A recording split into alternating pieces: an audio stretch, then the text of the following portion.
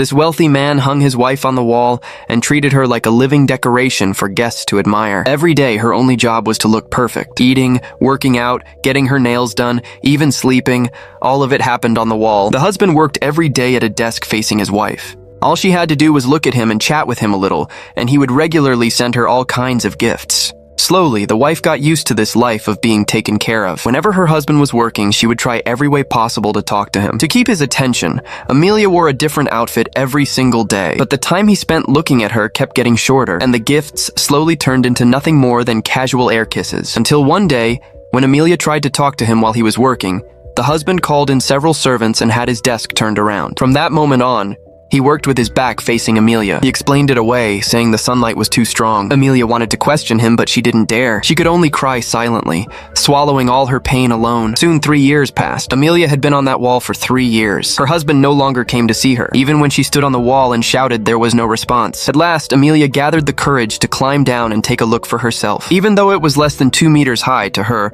it felt like an endless abyss. She threw her shoes down first, then slowly slid down step by step, with her back facing the ground. But after 3 years without walking, her body had forgotten how to move. She struggled to leave the house that had trapped her for 3 years. Once outside, she realized how beautiful the world was. She released all the pressure she had bottled up for 3 long years. People on the street thought she was mentally ill. She got into an ambulance and was taken to the seaside. It was her first time seeing the ocean. Excited, she danced with strangers nearby. Overwhelmed with joy, Amelia even ran straight into the sea. Then a huge wave crashed over her, and she finally came back to her senses.